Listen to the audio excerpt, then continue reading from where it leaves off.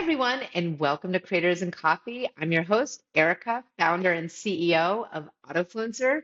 And back again is Megan Meyer. Welcome, Megan. Hey. Hey girl, thank you for having me back on. Great to have you on. For a lot of you, you probably know Megan. You might have seen her on a previous episode of Creators and Coffee, and of course, seen her social, which is amazing.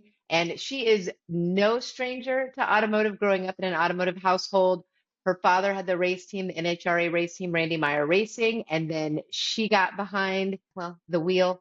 And from 2016 to 2020, was a top alcohol dragster in the NHRA, two-time world champion, not one, but two. And nowadays, you will see her as the owner of Motorsports Marketing Tips, working with all of you to help you build better sponsorships and just be a better all-around driver when it comes to that social media presence, your brand, which is a thing, and we can talk about that. So Megan, super pumped to have you here on one of our deep dive episodes because I saw you first time at PRI up on a panel with Alex Stryler. And before I had seen that panel, like three people had been like, "Have you met Megan Meyer yet? You need to talk to her." She like your name was synonymous with anything social media and race Oh, car drivers, right? It was like race car drivers, social media, you need to meet Megan. And just meeting you and hearing your story, I really thought there was a lot of value in it for anybody out there in our industry that is wondering, where could my journey go, right? Or, you know, how did she get there? Because I think sometimes we forget, especially when we're going through the tough parts, maybe things are slow, maybe you don't have the partnerships you want, maybe your social isn't growing how you want it to grow, and you think, oh, I'm never going to get there. And they might look at you or others and be like, oh, it looks like they got there overnight. And it's not hmm overnight, you know? exactly. And so let's start off, let's go kind of back, kind of your earliest memories of kind of that feeling of like, ooh, I want to go into this space. Like I want to be in automotive. Yeah. Yeah. Well, first I gotta say the way how we were able to meet was the exact same way how I met Alex a few years ago, Oh, was because people were referring me to him. So I was a student of his and he didn't know who I was, or I didn't think he knew who I was. And then one day I emailed him and I was like, "Hey, like I have this deck. I really need a second set of eyeballs on it. Could you help me out?" And he's like, "No, let's get on a call because like people have been telling me about you." And then like the rest is history. We've been working together ever since then and he's a really good personal friend, great yeah. mentor. So love working with him. But so for me, it really started in 2008. That's when everything changed for us. Just a little backstory. My dad got started drag racing in the 70s with his oldest brother. When they were just 19, 20 years old, they would literally go to the junkyard, find some parts, put them together to build a chassis and a motor and go race it. So they were very passionate about drag racing and automotive, just having fun. And then outside of racing, they were also both very successful in truck repair and tow truck industry, which is a whole other side of my world. But keeping the focus on racing, so I got started with junior dragster in 2004. I was 10 years old and my little sister Rachel was 8. At this time my dad was still very heavily involved in NHRA. He was just getting started with the rental driver program. So Mm. actually the first rental driver that we had on our team was Alan Bradshaw.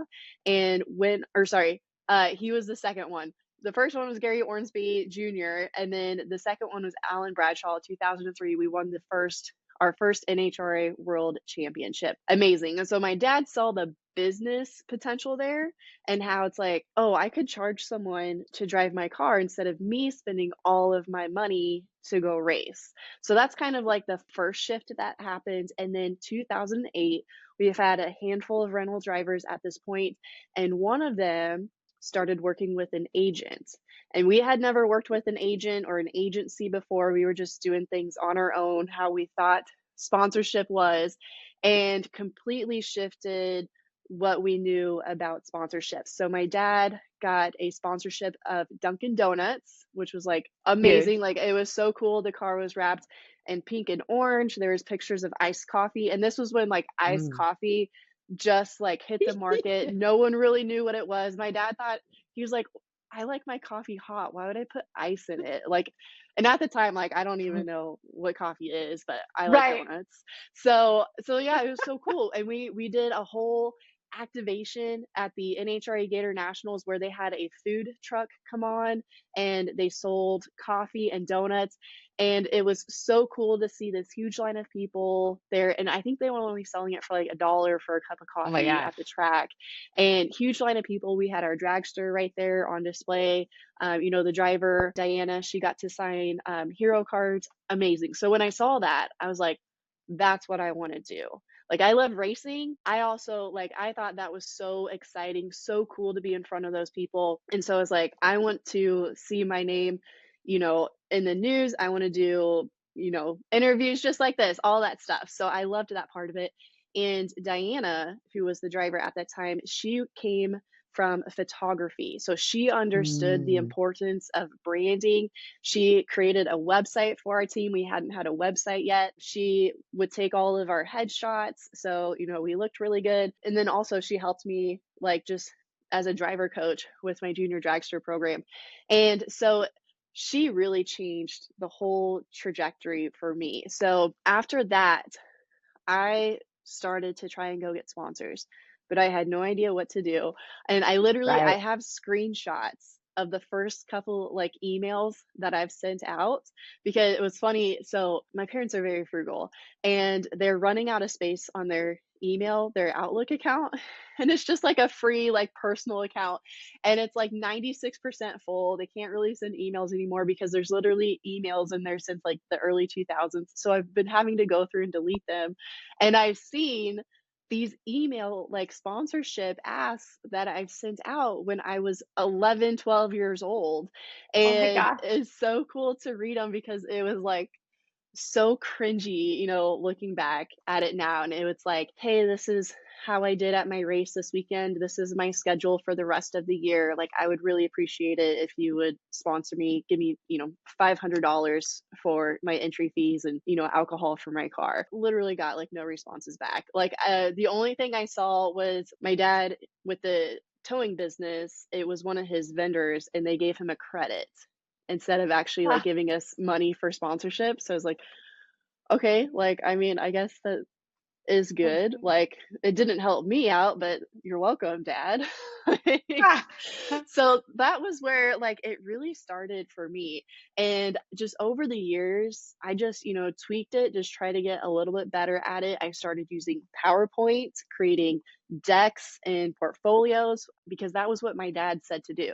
Because that's what he did back in the day. And he was like, have a picture of your car and say you can put your logo here and it'll be this much money and this is the races you're going to. That worked for him in That the used to be the thing. 80s Yeah. and 90s. Yeah, but that didn't really work anymore in the Yeah. 2000s. And so I could see like I did that, wouldn't really get much in return. And so it really wasn't until it was around 2011, 2012, I think, we got a sponsorship with Smart Chicken. And if anybody doesn't know what Smart Chicken is, it's just a brand of raw chicken that you can buy from the grocery store. It is air chilled, it's never frozen, so the quality's a lot better, tastes better, and the chickens are free range, all that type of stuff. What's funny, how we got hooked up with them, it was another like rental driver was bringing this on. They didn't live too far away from us, so we invited them over to our house, made them a home cooked meal, showed them the race shop, showed them the race cars, and they were very, impressed by my sister and I, and so they added on to sponsor just us in addition to the rental driver. And but with that, it wasn't just, hey, I'm going to put your logo on the side of my car and, that's it. Instead, we had to do activations and we had to do retail displays and we had to give out coupons at grocery stores for people to buy this chicken.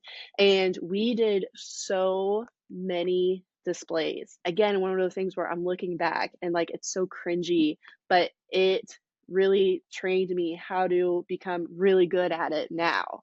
And so, yeah, we did like for the next like 5 years, that's all we did is we would just go to grocery stores and we would Oh promote my chicken with the race car. Like you would never think those two things would go together. No, but whatever works, man, whatever works. I love it. And if anybody follows you on social, they're familiar with that kitchen where you probably made that home cooked meal, because I've certainly seen it. Transition, you're in the junior, and then take us up to 2016, where now you are no longer in the junior and you're in that top alcohol class, an official kind of driver on the team. Yeah, so my dad and I had an agreement that I had to go to college and I had to get straight A's. He was very strict with that. And so I Pro decided tip for I would any moms and dads watching that have kids, okay?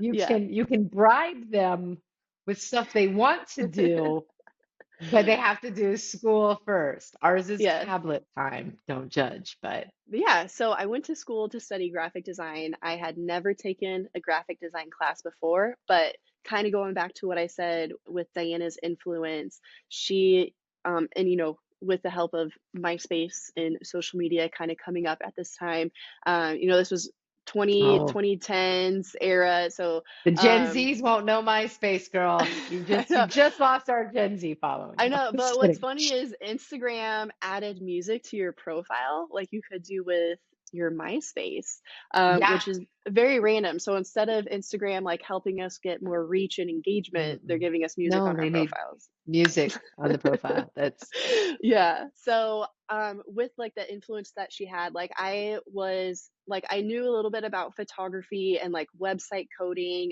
because like I was updating our website, I was taking pictures of us racing, I was designing our hero cards, but it was all just me learning on my own. I didn't really know what I was doing. I didn't have any softwares. I was using Microsoft Publisher and Word and all that.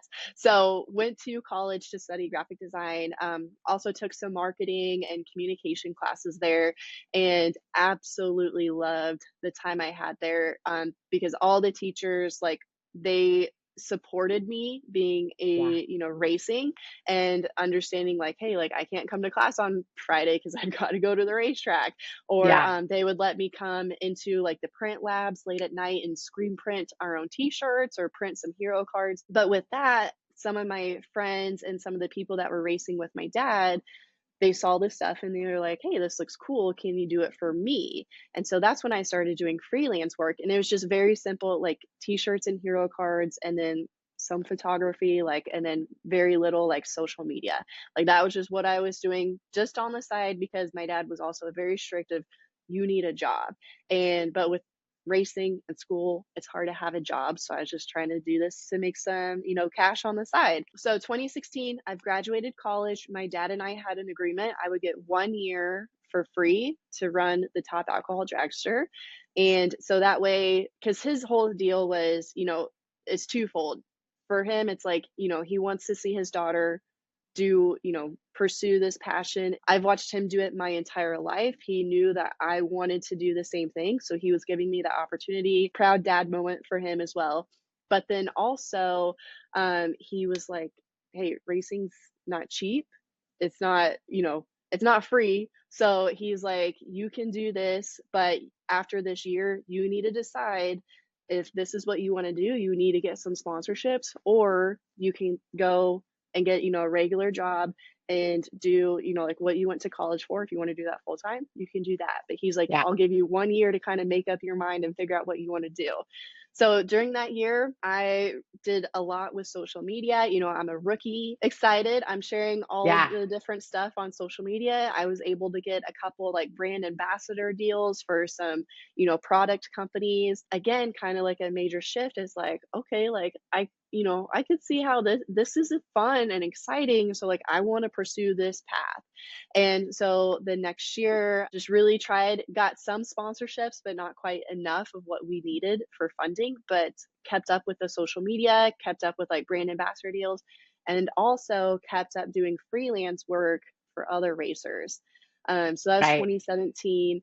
At the end of 2017, I had a meeting with NGK Spark Plugs and at the PRI show, and they're like, "We love what you're doing. We want to have a face to our brand." They were like in this transition phase, and so they're like, "We want to have a face of this like new branding that we're having coming out. We would love for that to be you."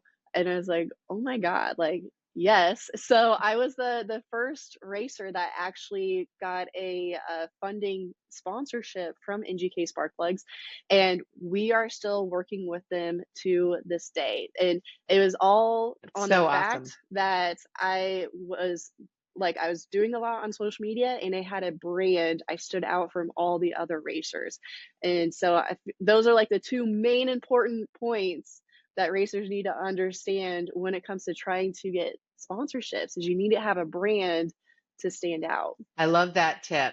And I think I mean, it's hard. It's a business now.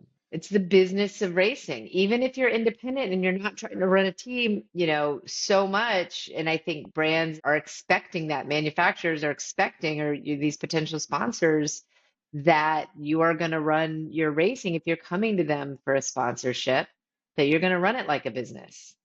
And unfortunately, Hmm. that was early, and so you were able to stand out. Now you're seeing that more and more. And so if you're not doing anything there, you are way behind.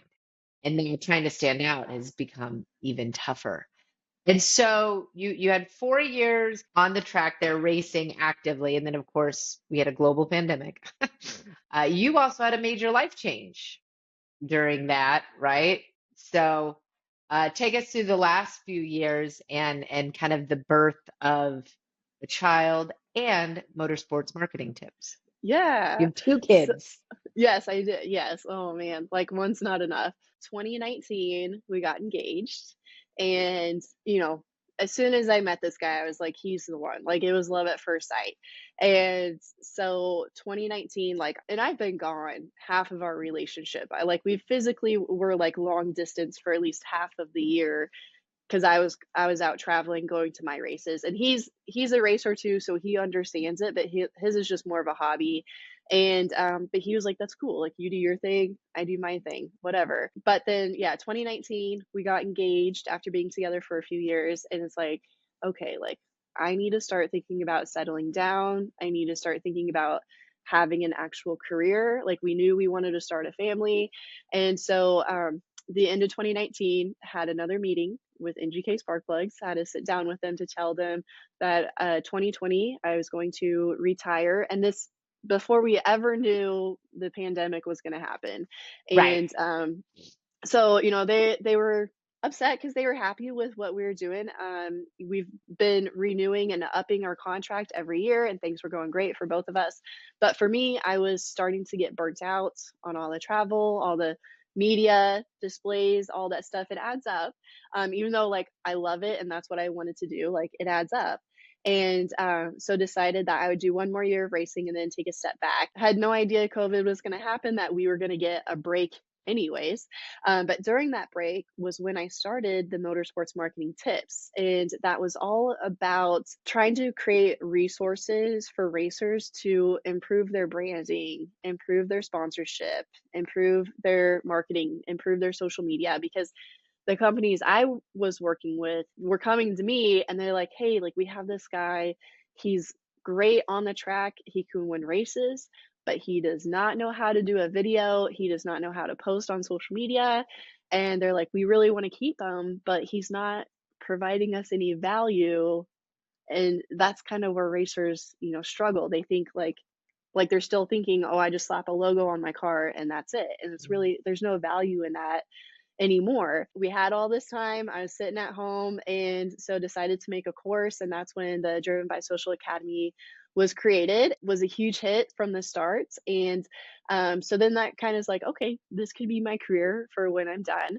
I won the championship, got married all within a week, and it was the Oh my most gosh. stressful week of my life because we were like literally like battling for points up to the very end, and I almost missed my wedding because I was stuck in Houston for a race, and everybody knows it rains in Houston, and my flight got pushed back Thankfully, our wedding was scheduled for Sunday because I didn't get home until Saturday, and my husband's like, "Okay." He's like, "Good thing, like, you're not gonna keep up with this because, like, we're supposed to get married." But yeah, so after that, I was like, "Okay, like, this is a sign, like, I need to take a step back." So I was very happy with, my decision to retire from NHRA after 2020.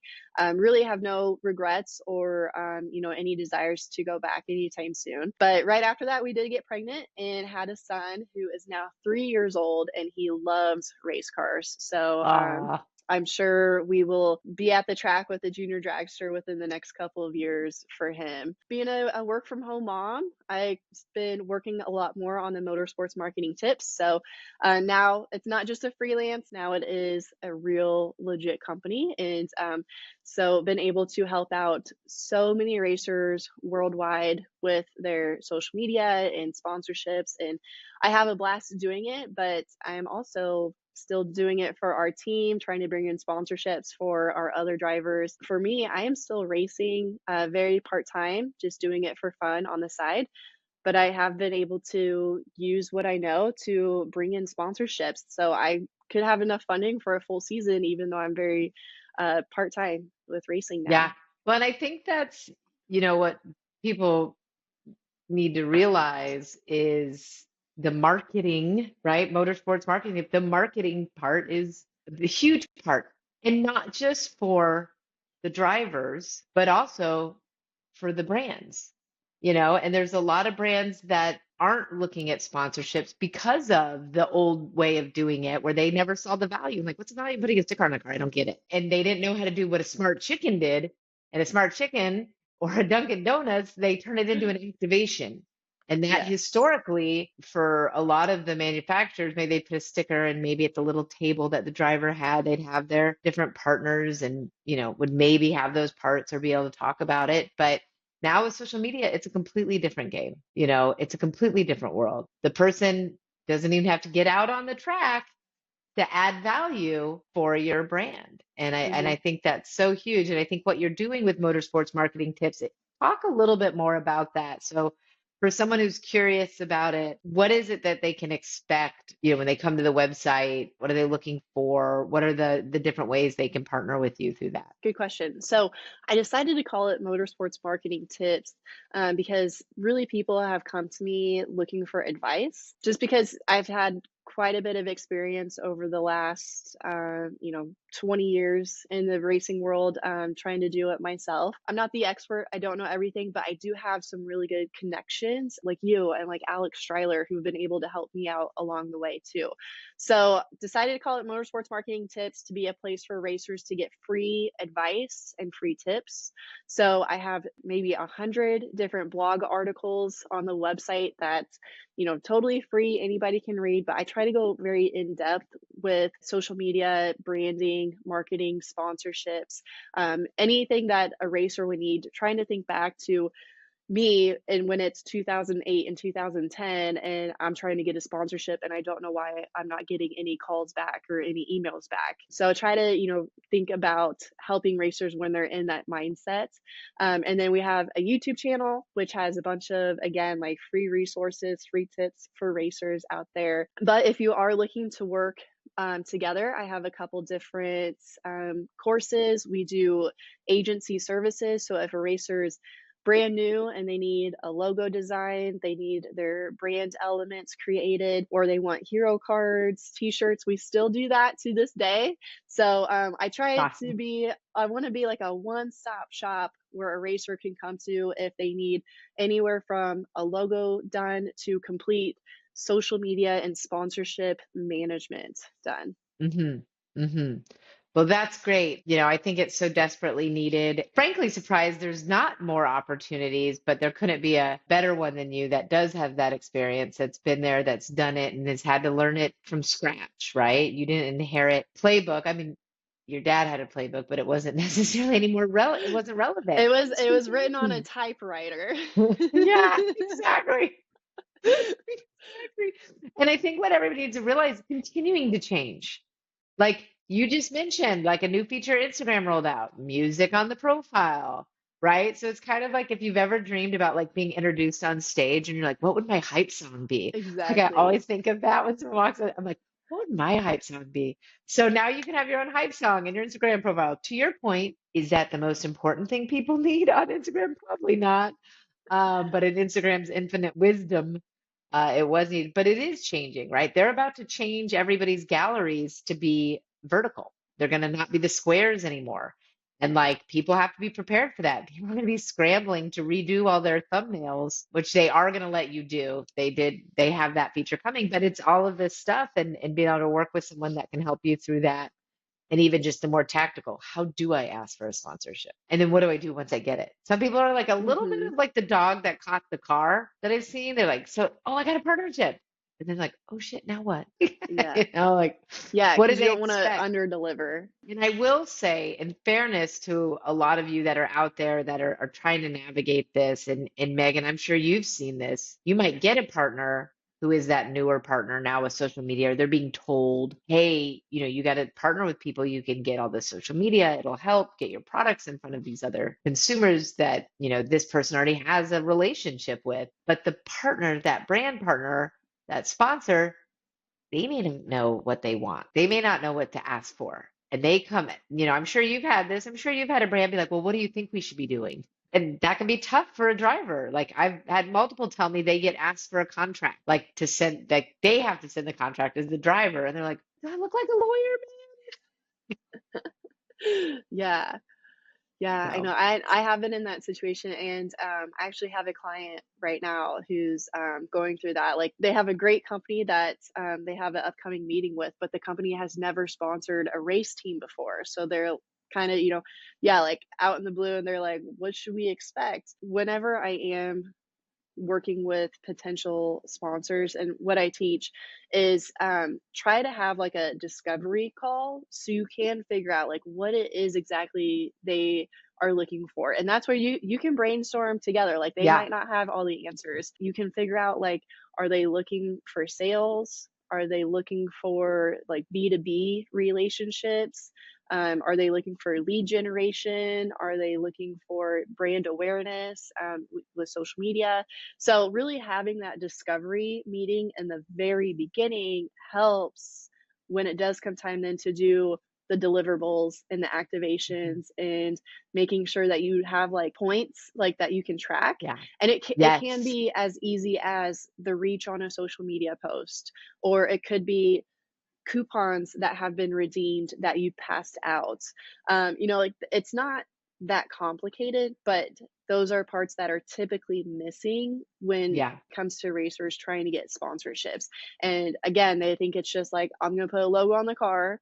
People are going to buy the product. I'm going to do a social media post that says, hey, go check out this company, and then provide like no other details about it or like the benefits of what their product does. Those bug me so much. It's both sides need the help, and I think it's, and you mentioned it too quickly, but we recently did a post in our Smart AF series. Have the discovery call, figure out what it is, figure out what those deliverables are and how they're going to measure success. And it's okay if they don't know, for you as the driver to suggest things, right? Or call up Megan and be like, what should I suggest? But then put it in writing. Even if it's an email and it's bullets in an email that said, hey, here's what I heard you all are wanting. Here's what we discussed and what I'm going to deliver. And have them respond and say, yep, that's what we discussed. Put it in writing and send it to them, because I have heard the bummer stories of one party thought they heard this, the other party thought they heard that, and it's either mid-season or it's time for renewal, and the sponsor's not coming back on because they didn't see the value. The Yeah, and driver's left a little bit like, well, you said you wanted me to do these three things, and I did those three things. I've had that happen firsthand with one of the first brand ambassador deals that I got. It was just, is a friend and that worked at this company, and we just had some casual conversations about it. But yeah, it didn't have anything in writing, nothing even like email exchanged. And so there was no like proof of what they said, like the commission that they would send to me in return for selling their products. And yeah, at the end of the year, they don't want to pay out. And, and then they're also like, well, we didn't actually have an agreement, so we don't have to. Lesson Definitely, learned. yes, have it in writing. You don't have to have a very complex legal agreement. Mm-mm. It could be as simple as having the proposal that you write up to send to them, and then they can just like sign Sign the it. bottom of the proposal, and that way it's a Sign it. binding agreement Yep. that you agree you're going to do these deliverables, and they agree on these Yep. deliverables, and that's it. Yep. And I'll say we were talking about this before. Pro tip, have Chat GPT help you out, right? We live in a world where you take your proposal and say, put this in some kind of agreement. And it'll put it in agreement. It'll even include the little signature lines. And then you can literally download it right from there. But it improve it because it'll do some weird things. I was telling Megan, it added a last name. I was doing an agreement and it added like a last name in a city and state, and all were completely wrong. And I was like, what? That's weird.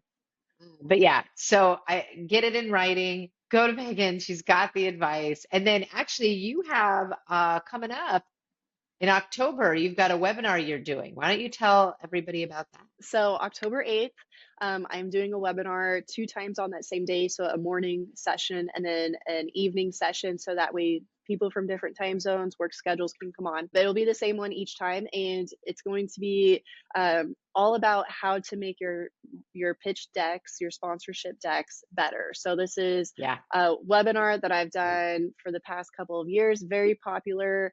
And so we talk all about these are the 5 biggest mistakes that racers are making with their decks, and then how to improve that, because this is the sponsorship season. You don't want to wait for the PRI show to happen. You don't want to wait till it's January 1 to then start reaching out to companies, because they'll already have their budgets finished, and they're usually finished by the PRI show. So you want to start working on that now, so that way you can get your foot in the door. You can start sending, having email communications back and forth, get on a Zoom call, phone call, or meet them in person, and then start, sending the deck, working on those ideas of how you can do activations or displays or social media for them. So Yeah. October 8th, like I said, a morning time and an evening time. If you want to sign up for that, just go to my website, motorsportsmarketingtips.com, and you'll see a pop-up of where you can sign that. Just need your name and email address, so that way I can send you the Zoom link to join us on the 8th. Awesome, Megan. Well, thank you so much. So much great information, great advice. Love hearing how much you're in service to the industry right now with putting your full focus on motorsports marketing tips. And we'll put all your social in the YouTube comment section or description section so people can follow you, because you also have great just short form on Instagram, as well as YouTube information that's free, right? Get started somewhere. Start to educate yourselves. You're running a business now for all of you, every racer, every driver. And it's good stuff too for you at the brands to make sure you follow. So, Megan, thank you so much. And I look forward to hopefully seeing you again in person soon. Yeah, thank you, Erica. Appreciate it. All right. Bye.